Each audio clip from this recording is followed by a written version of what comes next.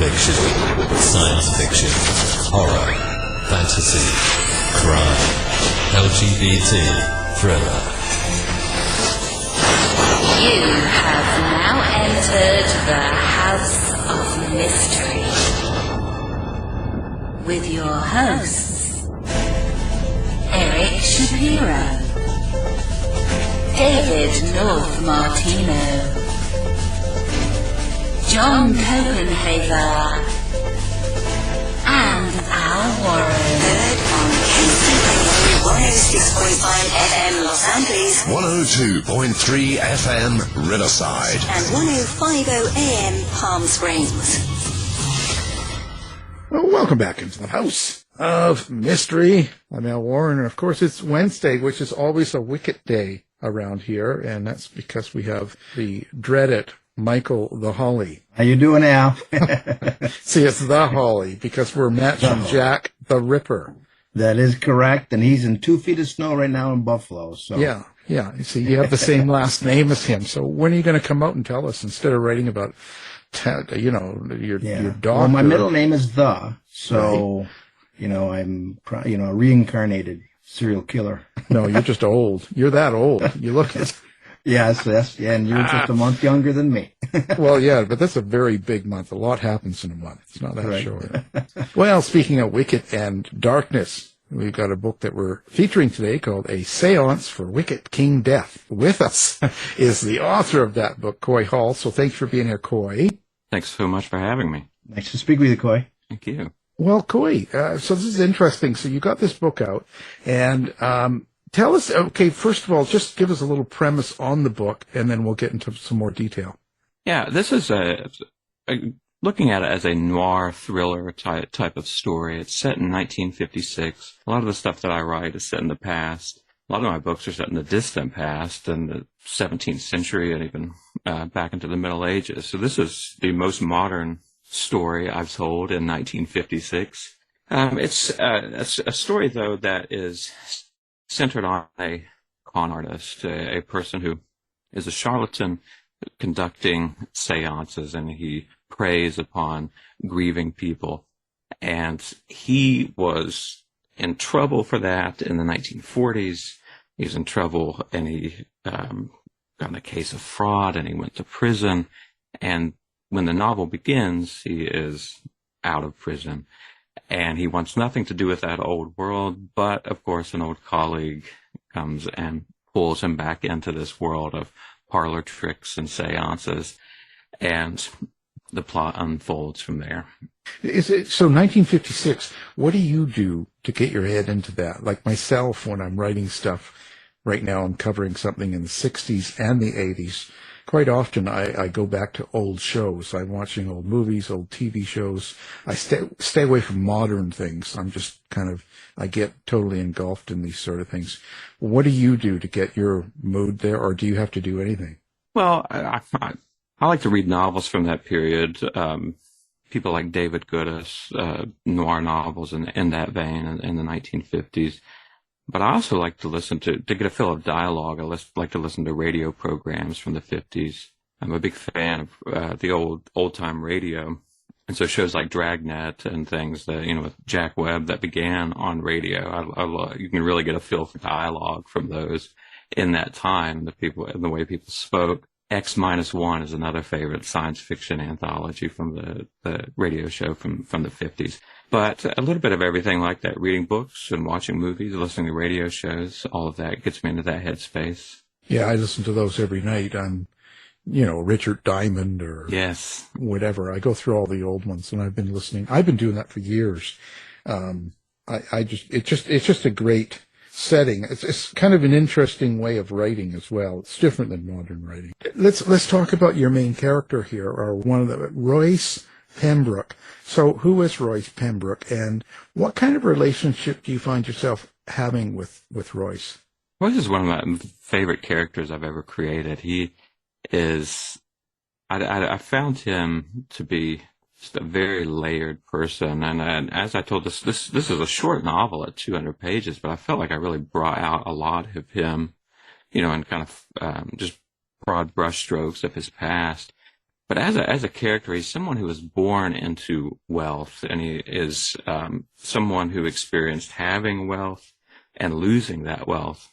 He lost it, so he comes from this prestigious family in the area of Cincinnati, Ohio, and his grandfather had made a fortune, and so he has this privileged life as a child, and he knows that, and then loses that. It does kind of create this sophistication, though, for Royce, where he can speak French, for example. He can easily communicate with the the upper echelon when he's trying to scam people. He's a very knowledgeable, well-educated person, and yet there's this contrast with him where he really, by the 1950s, he's fallen on hard times, and he lives.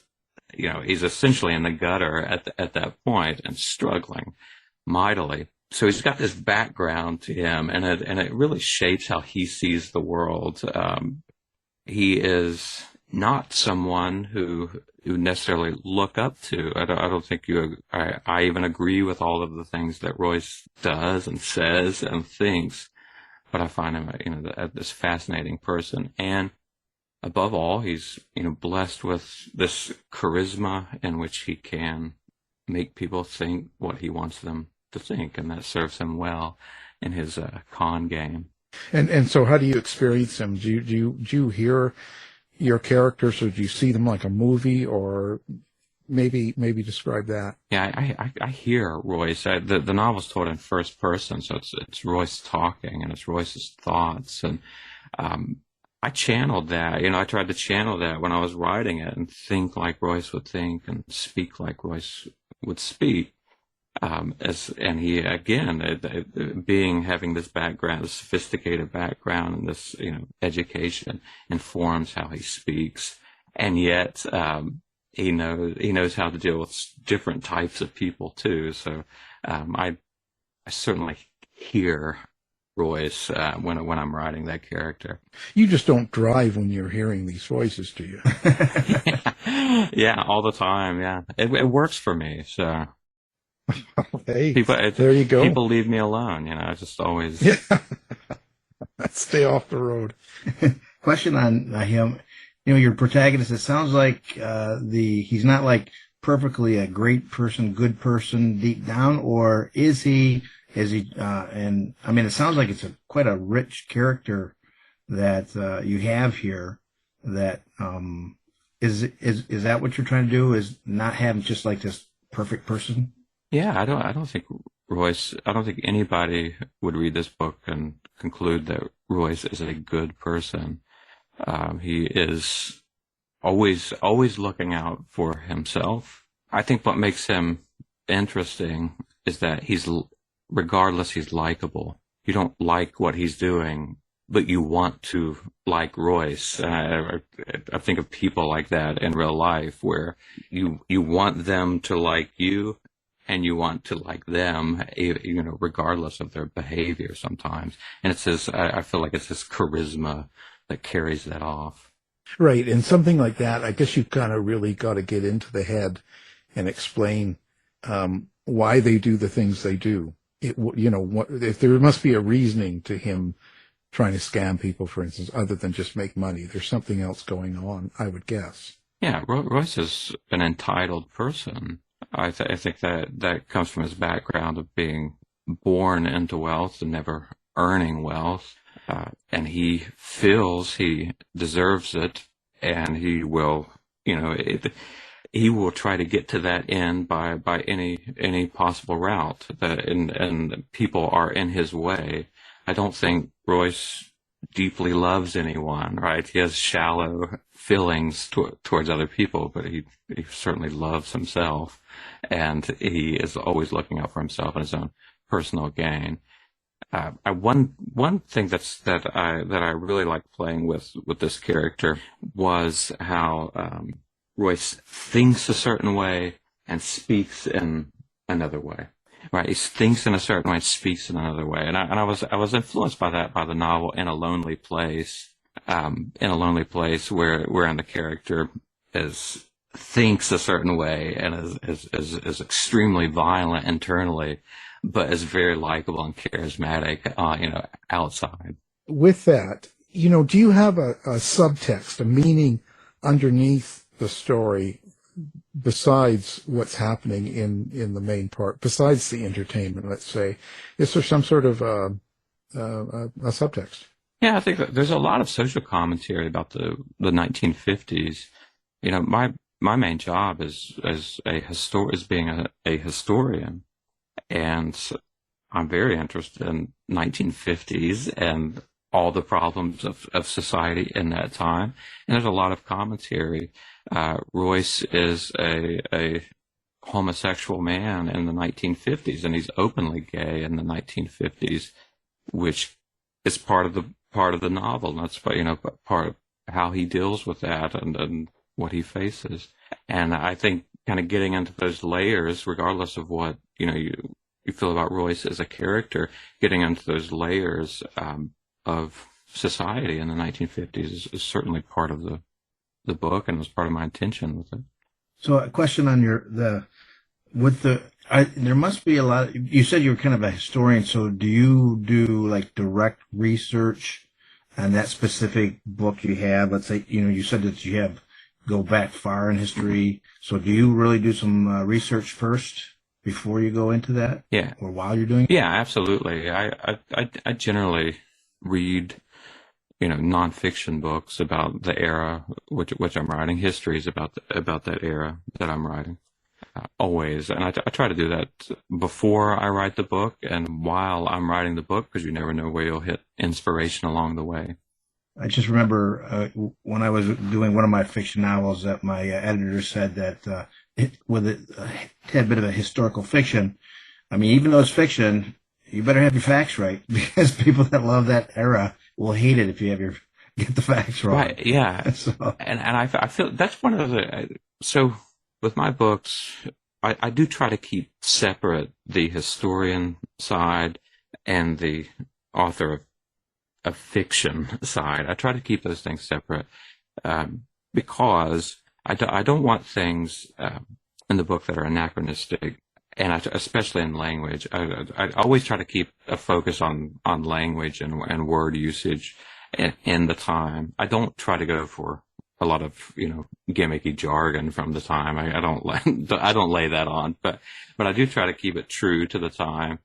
But I think the most important thing is for it to seem real. Fiction needs to seem real, because real history doesn't always feel real to people who are maybe not heavily invested in the 1950s. There are things that, might be real, but might not seem real. So my goal always is to make the book seem real rather than necessarily be real. Right. And I guess a good advantage to historical fiction is you can create a lot of dialogue with your characters and thought to kind of help tell the story of that time. So I think that's important. Do you come up with the character first? Did you come up with Royce first and then put him in the situation, or did you have the story sort of kind of in your mind and you created the character to work in it? I actually it came out of a short story. I wrote a short story called Tibet Has a Book of the Dead Too, TOO, and it was about a con man like on a carnival circuit in the 1940s, and he was a nameless character in that. But even being a short story and being a nameless character, he had a certain texture to him that I liked, and so I took that character, and that became Royce. And I think of that story as part of his background, like he was on the carnival circuit in the 1940s and reading fortunes and things like that. And that's how it began. So it began with a short story, but Royce existed before the novel existed. So what happens to your character, someone like Royce, when the book is over and you're finished and it's published and you're moving on? Do your characters disappear, or do they stay with you? Well, they stay with me, and I think that if I write something terminal in a book with a character, I'm always willing to maybe go back and do prequel type of short stories if I have a really good character that I really like. I'm willing to go back before that. So it's never the end when I finish. And if it isn't terminal at the end, then I might write another novel. And I did write another Royce Pembrook novel, and it will be out this November. Oh, wow. So, well, you can always make it a dream if he gets killed, right? Right. Sorry, tacky. Yeah. Well, listen. So when you do that, when you started this and you took it from the short story and you sort of created this book, did you know then that you were going to add another book to the series? Do you kind of know ahead of time? Do you outline, or is it just completely at will?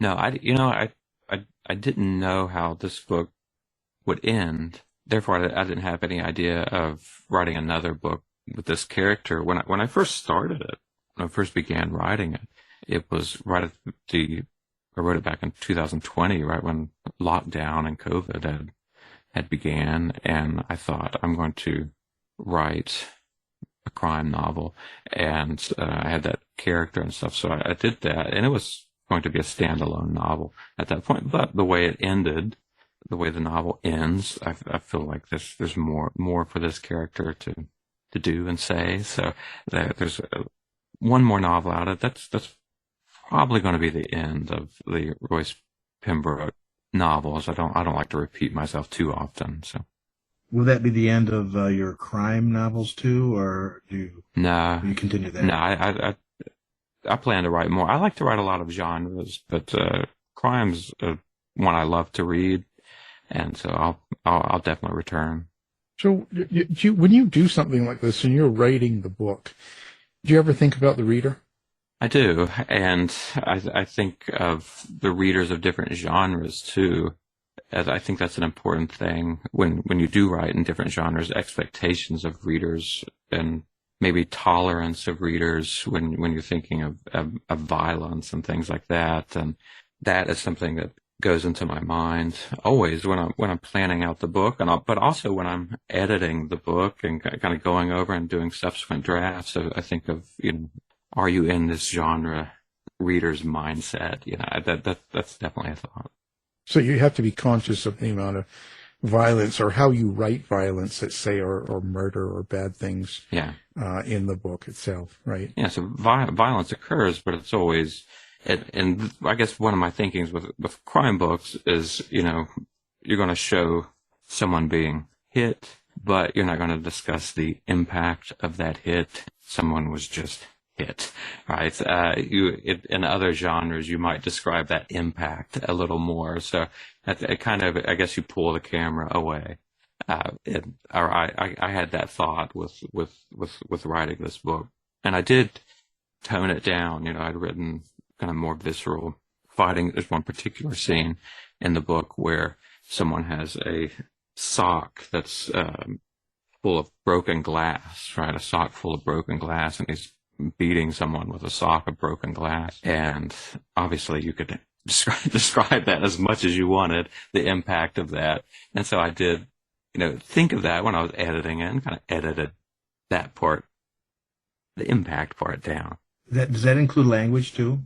That's something I consider. The language isn't particularly bad in the book, so that wasn't something that had to be edited down. But yeah, that's something I would consider. If I was writing like a cozy mystery, especially, that'd be something I would, be conscious of. But don't you find you have to be a little bit conscious of, let's say, the behaviors and the way people treat people in the 50s as compared to us now? Because a lot of behaviors back then, like, you bring up the homosexual aspect. To be gay back in the 50s, it was illegal. That way you could be arrested. So it's a different sort of time, so people might not be as friendly to your character in this situation as they would be, let's say, today. Do you know what I mean? Yeah. So do you have to sort of kind of work around it, or do you have people that are, how they were? Like, do you think about that? Yeah, I do think about that. I have people in the book who are cruel to him for that. The one thing I'm conscious of, you can portray someone being cruel for differences in the 1950s, but not necessarily using the exact language that they would have used in the 50s. You can go light on that and still get your point across. And that's something I was, conscious of. Right. There's a way to do it. Right. You don't want to use slurs and things like that. So it was kind of a balancing act to get that cruelty across, and yet not, go as far maybe as someone would in the 1950s. So now the setting. Do you detail the setting? Do you write a setting in this sort of situation like a character? I do, and the book goes between Cincinnati, Ohio, and a small town called Huntington, and these are both dirty Ohio River towns, in the 1950s, and that is very much a distinct character and atmosphere and texture in the book. And when you get into the seances and you're dealing with a lot of the I don't know what you call the paranormal world, sort of, in a sense, but of course in a fraudulent way and stuff like that. How do you get into writing about the seances and stuff? Do you have kind of a background where you're into the paranormal and that, or is there something that led you into that subject? Or very, very interested as a historian in spiritualism in the 19th century, but also in the 1920s, and that is the texture that's what I went after with this, the idea of like the Harry Houdini era, where in Houdini's time, the Scientific American they put up this bounty, this reward of whoever could pass their panel of judges and prove that the paranormal exists, would get this cash reward. And of course, no one ever claimed it. They tried, and they were always, proved to be fraudulent. And I'm very, very interested in that. And so I had read a lot on that. And a lot of the details, the character in the book, his group is leading the seances, he's an older man, and he learned his spiritualism in the 1920s. And so it has that distinct Houdini era feel. So Royce is a person that's probably skeptical of that, but still takes advantage of that, and then you could work that angle, or will you have? Right, and Royce doesn't believe in any of this. He knows about it. He's a well-read man, and he has read like Sir Oliver Lodge, and he's read Arthur Conan Doyle and these like the spiritual pontiffs, of that time and what they were writing. And so he knows what to say. He knows the gospels of that faith, and he can preach it. That doesn't mean he believes it, but he uses that. So your character Anna Vogel. So tell us about her. Anna is cut from the same cloth as Royce, as far as having this background as a scam artist, and she passes herself off as a medium, right? A person who talks to the spirit world.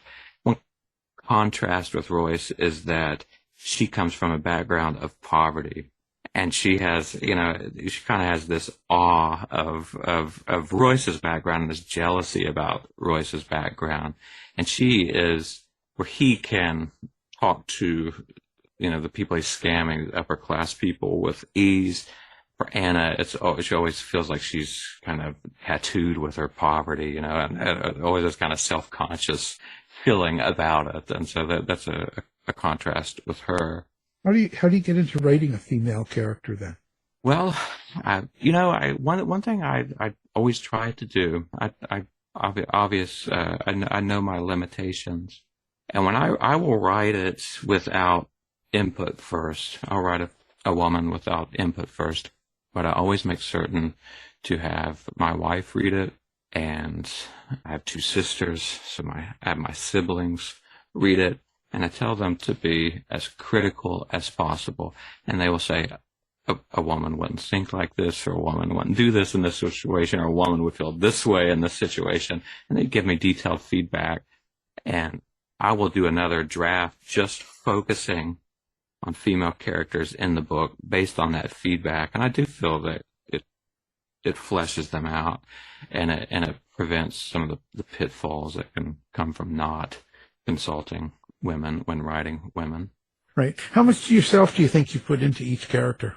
A lot. I think I can't help that. my thoughts, maybe more than anything else, my interests go into the characters, my background, what I know about things, all those things go into the characters. The books on their shelves are usually like the books on my shelves when I'm describing, them. So that makes it enjoyable then. Yeah, I think so. And it's also like a time capsule. I think when people read these books, it's kind of, it arrests this point in time, and it reflects my interests up to that time. And it's an interesting autobiographical piece in that way. So what do you hope when someone picks up the book, takes it home and reads it? What do you hope they take away from it?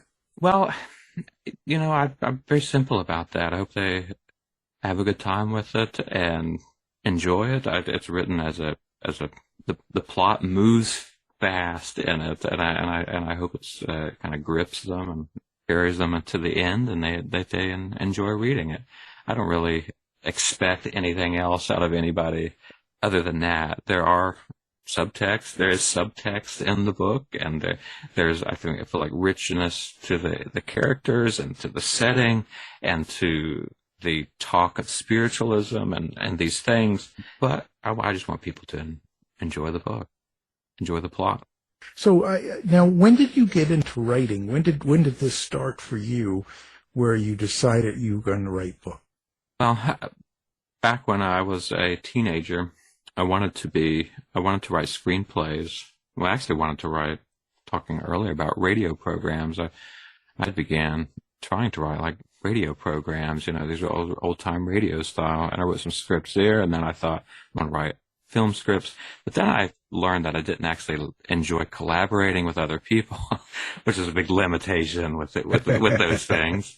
And so I thought, you don't have to collaborate with anyone. Well, I didn't know this at the time, right? But I thought you don't have to collaborate with anyone if you just write a novel. There's no budget restrictions. There's nothing there. You get just your imagination's the only limitation, and you don't have to deal with other human beings. And so that got me into that. And I wrote my first novel when I was 18, and been writing ever since. I read. I like Ray Bradbury as an author, and he had a huge collection, like 100 stories by Ray Bradbury, and he had this great introduction. And in it, he said, the only education you need as a writer is to write 1 million words. And I took that to heart. So I said, well, I'm going to write 1 million words out of novels and short stories, and I did that, and I haven't looked back. Well, there you go. Well, but it's an interesting business, and it keeps changing because there's a business side to it. So sometimes it's got to be frustrating. And now I guess, with the Amazon and the ontake of a lot of self-publishing and all that stuff, it makes it a pretty saturated market. So it's a lot harder to work now, I would imagine. Yeah, writing is enjoyable, but actually trying to sell a book is not very enjoyable, and it can be frustrating. And it is a saturated field, and it's hard to have your voice rise above other people, and it's really a constant battle not to sink. I think when you put a book out into the world, and you're always conscious of that, that's not enjoyable. Yeah, no, it's hard. It's hard. Now you write a lot of horror or darker as well, right? And yeah. Where do you think that comes from? Well, it's the same place I think that the crime writing comes from, or when I write science fiction, I like dark stories, like kind of macabre adventure. At their heart, they're kind of like macabre adventures. And those genres, for the sake of marketing, I have to say this is a horror novel, or this is a crime novel, or this is a science fiction novel. But, when I'm enjoying stories and trying to conceive stories, those lines blur. And so I'm always kind of dancing back and forth between genres. But never nonfiction. Yeah, I do write some nonfiction, and I do plan to write nonfiction histories as well. It's on my, in my future. I want to try to do a little bit of everything. If I like to read it, I want to write it. Oh, okay. Yeah. No, and you also, okay, so, let's say it looks like you do some YouTube work as well. Do you do videos as well for YouTube? Not generally. I had So at where I teach, the library at the college had want to ask me to do something for Halloween. And so I thought I want to channel my inner Vincent Price, and I'm going to sit down and I'm going to, tell a scary story in my best impersonation of Vincent Price. And so I did 3 of those, in which I put on my bow tie with bats on it and pumpkins and sat down and told stories. I've done 3 of those so far, so probably more of those to come in the future. But that's just with the school library, and I do those and I put them on YouTube when it's all finished. So what's coming next for you then? So this book is out now. It came out, I guess, last year. I think November. Right. What do you got coming up next? Well, I have three projects this year that are releasing. In April, the first fiction anthology that I edited is releasing, and it's called Death's Other Kingdom, horror tales of the First World War, of World War I. And that will be releasing in April, and proud of that because it's kind of branching off and trying something new with editing and anthology, and that was a fun experience. In June of this year, I have a science fiction novel releasing called Colossus with a Poison Tongue. And then in November, I have another Royce Pembrook novel, crime novel, releasing called The Switchblade Svengali. And it's set in 1968. This one's in 56. The next one's 12 years later. So he's old now. Yeah. Yes. Older. Yeah. Well, it's all good. Now, are you doing social media? Do you do website? Where do people find you? Do you like interacting with the readers? I do. I love it. I have a basic website, coyhall.com, but most of the time I'm on Twitter. I'm not going to call it by the other name, but Twitter at Coy Hall, Coy Hall Books, and Instagram at Coy Hall Books. Those are my main 2 social media places, but I'm also on Facebook and Blue Sky and places like that as well. Oh, that's interesting. So where do you think you get influences from besides writers, other writers or movies and stuff? Is there things in your day-to-day life that you think influence some of your writing? Yeah, teaching history more than anything else gives me ideas that, those are the kernels of stories a lot of the times that I think of when I'm telling these stories to classes, and I think that would make a good story. That would make a good novel. Nobody's written anything like that. I think if you mine history, you're never going to have a shortage of ideas. And you write, dark stories, darker fiction. You're not going to have any, limitations about the amount of cruelty in the past, or the things that people do to one another, or the just horrific events, as well that occur. And that's always something I look at and say, I want to tell a story about that, or I want to tell a story set in that time. Right. Having intermittent, and and do you really see it ending? I mean, history keeps writing each day, right? So we keep still doing horrible things to each other. Consistent, yes. Yeah. People are people. If they're in the 5th century or they're in the 21st century, people treat people the same way. People do not change in that regard. Yeah, it's kind of endless. The names change, but it's kind of the same. Yes. I think it's like cosmetic differences, but it's just surface level differences. But the motivations stay the same. Yeah, I see a lot of that cycling in today and what goes on in today's world, and I see so many of it's just a repeat. So much of the same fight, but with different names and yes, kind of a different way of doing it. Yes, and that's something that. It's easy to become a pessimist, I think, if you study history, because it does seem that no matter what, people do the same exact thing. They do the same exact things over and over and over again. It's built in. Yeah, it never ends. Do you ever kill anybody off that in your as characters in your books? I won't get into specifics about that for reasons, but yes. Well, we wanted some names and phone numbers. Get them on the line. After, just hang around after. Yeah. We'll get that ironed out. But but yes, absolutely, and I take great joy in it. That's perfect. We can leave it at that. I hear that once in a while. That. Right. It's all good. Do you think, another thing is too, when you said, during lockdown and stuff, and when you're writing over a situation when things were in lockdown and that kind of stuff was going on, do you think that gets into your writing even if you're not conscious of it? Do you think you could look back at what you wrote over, let's say, COVID days? Yes. And there's going to be something that you notice that's different? I tell you what, I cannot keep... at this point, I can't write any more books that this one does not have this, but any more books that have a plague in them. I can, for some reason, it factors into every plot, and I know that's where it's from. Like, it's somehow, I've been trying to deal with that situation and that. But I had the one book, before this. It's a 17th century novel set in the 17th century, and it's called The Promise of Plague Wolves, and it's about smallpox, in 17th century Austria.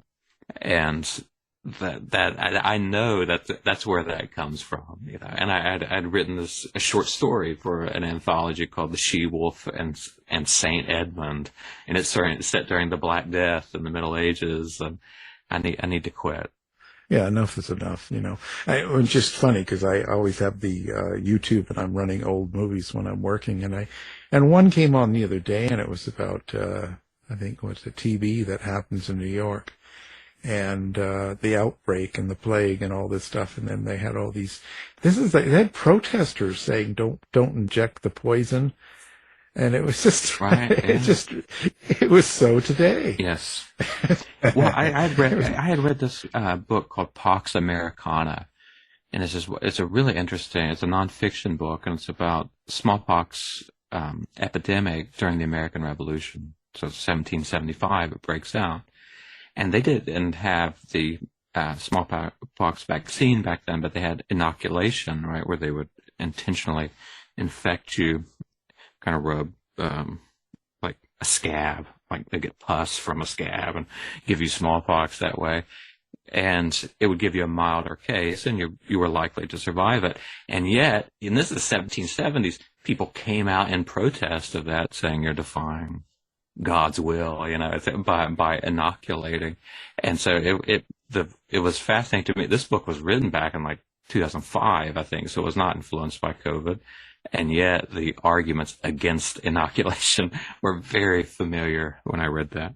Wow. Yeah, that's why I was surprised that they actually, they have the same problems. They have the same complaints. It's just different people. Yeah, it's incredible. It's the same rhetoric. I mean, if it's the same, the argument has the same shape to it.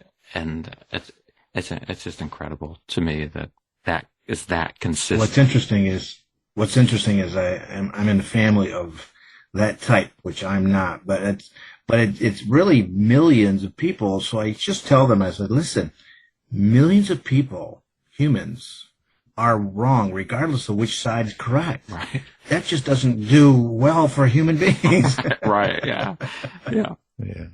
Yeah. It's kind of sad at times. It is in a way. It's depressing that we can't seem to grasp something, and same as I'm watching these things from the 60s, and then they have all the moon people on, like, What's My Line, shows and stuff, and that's a great place to find dialogue. Yes. And then they have people that are astronauts and stuff, and I'm just thinking, when they're sitting on the panel, I would just think, do you know in 50, 60 years, they're going to say, you never walked the moon, it's all fake.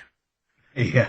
What would they think? It's just crazy, some of the things that we go through. And I was thinking the other day, in a class, I was talking about, I was focusing on the 16th century. And I was trying to make the case that people in the 16th century believed that the world was a sphere, and that no one thought the world was flat unless you're a crackpot, and even the 1500s.